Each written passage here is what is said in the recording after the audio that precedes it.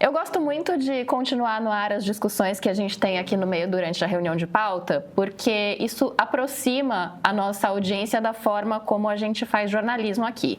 E hoje, uma questão que surgiu foi a forma como a gente discute os gastos públicos brasileiros politicamente.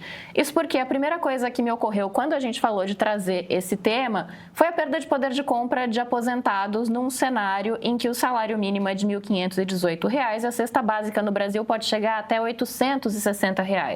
Então, por mais que a gente entenda que há um problema de gastos públicos no Brasil, e acho que ninguém discorda disso, porque o próprio ministro da Fazenda, Fernando Haddad, está tentando resolver, me parece que cortar no salário mínimo não seria a saída mais justa. E aí a discussão começou por aí, né, Pedro? Começou por aí.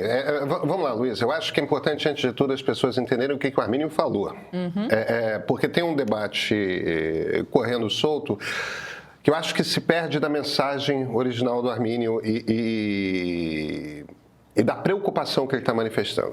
A questão é a seguinte: a gente tem um problema que é o seguinte: como é que faz o país crescer?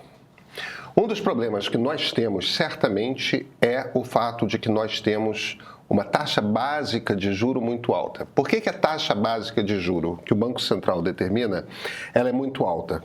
Para segurar a inflação. No fim das contas, a única coisa que o Banco Central está tentando fazer mesmo é segurar consumo. Se ele encarece o acesso ao dinheiro, elevando a taxa de juro, as pessoas consomem menos. Se as pessoas consomem menos, gasta-se menos dinheiro, você segura a inflação. A gente tem duas razões básicas de inflação no Brasil nesse momento. Uma é uma pressão que vem do exterior, não é uma inflação brasileira. O Brasil, mesmo sendo um país bastante fechado, comparado com outros países do Ocidente, o Brasil tem uma economia muito fechada. Ainda assim, quando a gente está falando de comida, por exemplo, a gente está absolutamente integrado ao mundo.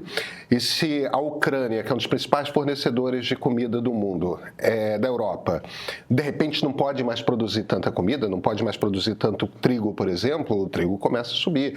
Muito da inflação de alimentos que está acontecendo no Brasil não é uma inflação brasileira, é uma inflação que pertence ao mundo. Agora, sem falar da crise climática também. Né? Não, crise climática, tal. A gente tem várias questões que estão facilitando para o aumento de preços de alimentos. Agora, simultaneamente, a gente tem um problema brasileiro que é o seguinte: o governo gasta mais do que arrecada. O governo gasta mais do que arrecada, não adianta. Se você gasta mais do que arrecada e você imprime o seu dinheiro, esse imprimir é metafórico, porque o dinheiro não é mais impresso, boa parte do dinheiro é digital, mas não importa, porque é fazer dinheiro. Não é mais impresso, é auditável. Como é que você paga, como é que você paga essa dívida, entendeu? Você gasta mais do que você consegue em imposto. Você tem que cobrir esse negócio, e a maneira que se cobre é gerando inflação. Você desvaloriza a moeda passa a valer menos. Então, se o governo sistematicamente gasta mais do que arrecada, e a economia não aumenta, porque a economia não tem aumentado o que é necessário para igualar, digamos assim, esses gastos, a gente gera inflação. Bem, não bastasse isso, a gente ainda tem um outro problema, se a gente for mais para os fundos ali da economia brasileira, que é a gente tem uma taxa de poupança muito baixa. O brasileiro junta pouco dinheiro. Você compara com o europeu, você compara com o americano, você compara com o asiático. O asiático poupa dinheiro, que é uma loucura.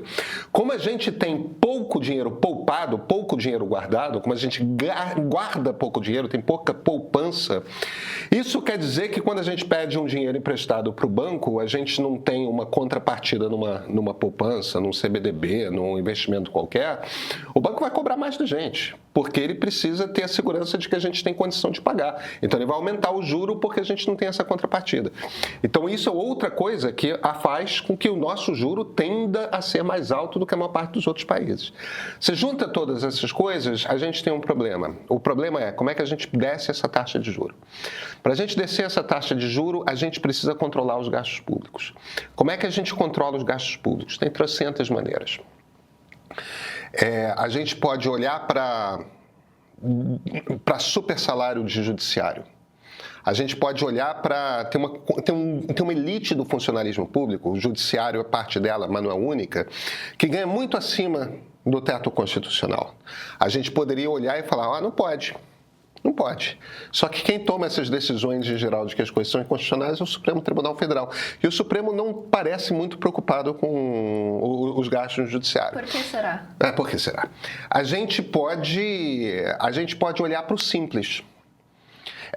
O simples é uma forma de que uma parcela dos ricos brasileiros, médicos, advogados, jornalistas, que recebem como PJ por simples, essa turma tende a pagar um imposto de renda consideravelmente mais baixo do que os brasileiros que estão na CLT. Uhum.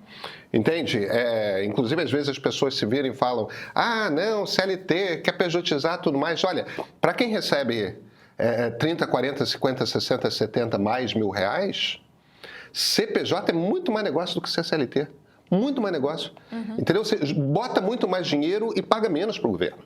Então, isso é uma das maneiras de você conseguir controlar. Você paga o mesmo imposto e ele não está vinculado ao valor que você recebe, é isso, né? Você paga uma tributação, taxa, eu não vou lembrar quais são os números, mas a tributação é muito menor. Uhum. O percentual que você paga de imposto de renda, você paga na PJ, você está isento na física daquele dinheiro que você ganhou via PJ, e o que você paga na PJ está ali na casa dos 20 e poucos por cento, em vez de 30 e poucos por cento. Eu posso estar aqui com esses números errados, mas essencialmente tem muitos caminhos, Luísa. Qual o caminho fácil para um presidente da República? Basta o presidente da República parar de dar aumento real no salário mínimo. Veja, não estou falando de não reajustar pela inflação o salário mínimo. Eu estou falando de aumento de imposto, de aumento real. Uhum. Sempre que a gente aumenta o salário mínimo, a gente corrige a inflação e bota um pouquinho a mais. O problema é que o salário mínimo, ele é um indexador. Ele não é só o salário que é o mínimo que a gente pode pagar para um cidadão brasileiro. Ele é também um indexador. Então, por exemplo, toda aposentadoria, a gente paga, é reajustada pelo salário mínimo. Então, sempre que o governo reajusta o salário mínimo, o que esse negócio faz é aumentar os gastos públicos uma enormidade, porque a gente tem cada vez menos jovem trabalhando, portanto, cada vez menos gente pagando para a Previdência, cada vez mais gente se aposentando. E como a gente tem um número enorme de pessoas se aposentando,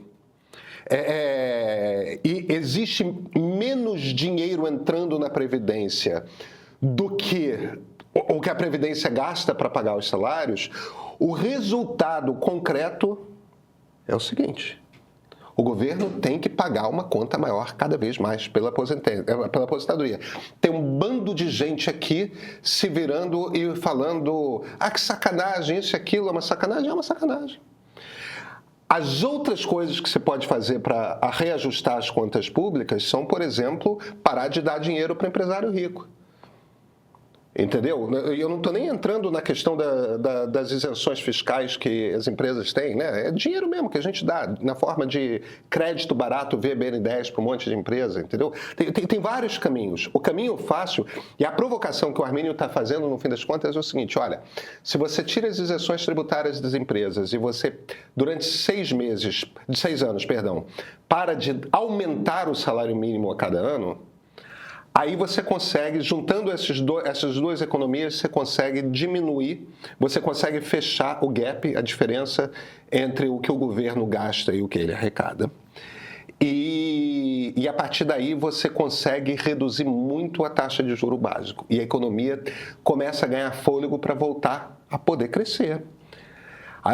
Tudo bem, é feio, é ruim, é maldade com quem ganha menos. Tem outros caminhos, não precisa ser só este caminho. Então, mas aí entra o meu temor, porque esses setores que recebem isenção ou pessoas que têm, por exemplo, que estão ali dentro de um grupo financeiro, um grupo econômico que poderia ser mais taxado, normalmente essas categorias têm mais condição de fazer lobby no Congresso, por exemplo, claro. Tem mais influência política. Então, normalmente, quando a gente escuta esse tipo de discurso, o que acaba acontecendo? O salário mínimo, pode ser congelado. Mas essas coisas acabam não acontecendo, né? Falta uma vontade política, e aí não depende só do governo para que isso aconteça de todos os lados. Não depende só do governo, mas depende também do governo, e o governo não está afim de fazer esse trabalho. Eu acho que essa conversa é complicada e percebe, é claro que a maneira mais sacana de fazer isso é com quem ganha salário mínimo, é com o aposentado que precisa da aposentadoria. Existem outras maneiras de fazer isso. Profissionais liberais vão facilitar? Vão topar fazer o sacrifício? Quem é que vai topar fazer o sacrifício? Alguém precisa pagar essa conta, entende? Porque o governo que vem do Estado, o dinheiro que vem para o Estado é o dinheiro da gente.